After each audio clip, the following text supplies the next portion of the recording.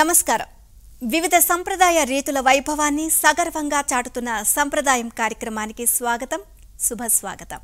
నిర్దిష్టమైన పద్ధతులను ఆచరిస్తూ జీవితానికి, జీవనానికి చక్కని రాజబాట ఏర్పరచుకోవడమే సంప్రదాయం. ఇలాంటి విభిన్నమైన సంప్రదాయ పద్ధతులను, వాటి ఔన్నత్యాన్ని వారం వారం మీకందించే కార్యక్రమం సంప్రదాయం. ముందుగా ఇవాల్టి సంప్రదాయం కార్యక్రమాన్ని దేవాలయం ఉపశీర్షికతో ప్రారంభిద్దాం.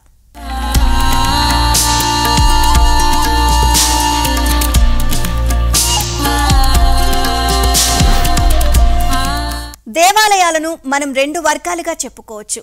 వాటిలో మొదటిది గ్రామ దేవతాలయాలు. గ్రామ రక్షణ కోసం తరతరాలుగా గ్రామ సంస్కృతిలో భాగమైన శక్తి దేవతలను ప్రతిష్ఠించే ఆలయాలు. ఇలాంటి దేవాలయాల్లో శిల్ప సంపద కనిపించదు.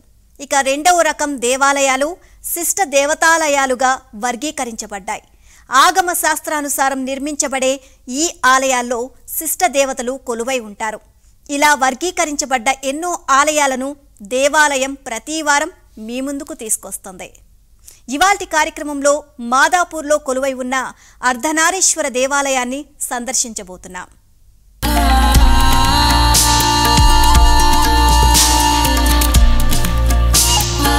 ప్రపంచంలో ఎన్నో శివాలయాలున్నాయి. ప్రతి చోట ఆ పరమశివుడు మనకి లింగ రూపంలోనే దర్శనమిస్తాడు. ఇప్పుడు మీరు చూస్తున్న ఈ మందిరంలో శివుడు అమ్మవారితో పాటు అర్ధనారీశ్వరుడిగా అంటే మానవ రూపంలో కనిపిస్తారు. ఇలాంటి మందిరాలు ప్రపంచంలో చాలా అరుదుగా ఉంటాయి. తమిళనాడులోని తిరుచగోడ్లో ఒక పురాతన ఆలయం ఉంది. అది తప్ప ఇలాంటి అర్ధనారీశ్వర దేవాలయాలు కనిపెట్టడం చాలా కష్టం.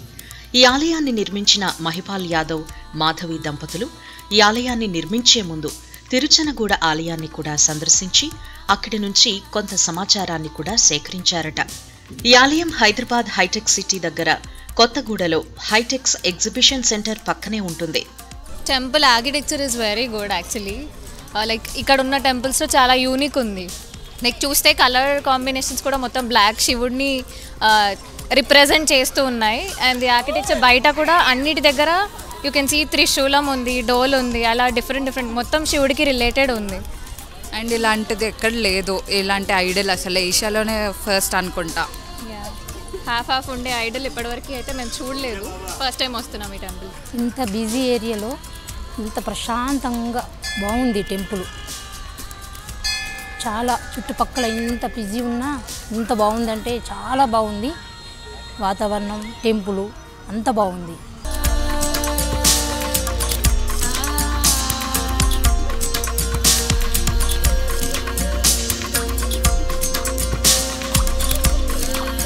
అందరికీ నమస్కారం. నా పేరు మధులత. నా పేరు మహిపాల్ యాదవ్. మొదటిగా మేము యాక్చువల్లీ మాకు అమ్మవారు చెప్పినప్పుడు అర్ధనారీశ్వరుల గురించి మాకు ఎప్పుడు కూడా చెప్పలేదు ఆమె. ఫస్ట్ మాకు కార్యంలోకి వచ్చినదే చిన్నమ్మ తల్లి కార్యం కోసమని. ఆ చిన్నమ్మ తల్లి కార్యం చేసిన తర్వాత మాకు అర్థమైనది ఏంటంటే అక్కడ ఆ చిన్నమ్మ తల్లి రావడం కారణం అంటే ఈ స్థలానికి ఒక శక్తి కావాలి. ఆ శక్తి కోసం అని చెప్పి ఫస్ట్ ఎల్లమ్మ తల్లి ఆలయం ఒకటి ఫస్ట్ మాకు అమ్మవారు చెప్పడం జరిగింది. అక్కడ ఆలయం పెట్టిన తర్వాత మాకు అమ్మ ఆ తర్వాతనే ఆలయం ప్రతిష్ట జరిగిన తర్వాత 6 నెలల తర్వాత మాకు అర్ధనారీశ్వరుల గురించి అమ్మవారు చెప్పడం జరిగింది. ఒకసారి ఏమైందంటే ఈ ఆలయం కట్టిన తర్వాత మనకు ప్లేస్ ఉన్నది, అక్కడ ఒక శివాలయం అంటే శివలింగం పెట్టాలి అని చెప్పి మేమిద్దరం అనుకున్నాం. అమ్మ ఆ తర్వాత ఏదైతే మీకు విజువల్స్లో కనిపిస్తున్న అర్ధనారీశ్వరుల గురించి చెప్పడం జరిగింది. ఆ తర్వాతనే ఈ కార్యం ఏదైతే ఉందో స్టెప్ బై స్టెప్ జరుగుతూ వచ్చింది ఇక్కడ వరకు. ఇప్పుడు ఈ ఆలయం అందరూ అనుకునేది ఏంటంటే స్టోన్తో చేసిరని అందరూ అనుకుంటూ ఉంటారు.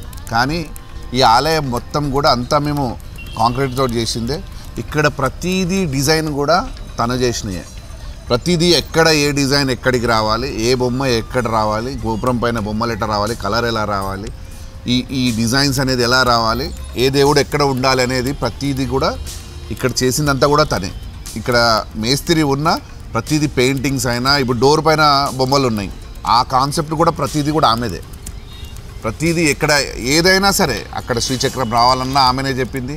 ప్రతిదీ ఏది ఎక్కడ రావాలి అనేది ప్రతిదీ ఈ ఆలయంలో ఈ బ్యూటిఫికేషన్ ఎట్లెట్లా రావాలి, ఇది కూడా రావాల్సింది కూడా ప్రతిదీ కూడా తనే చేయడం జరిగింది. ప్రతిదీ కూడా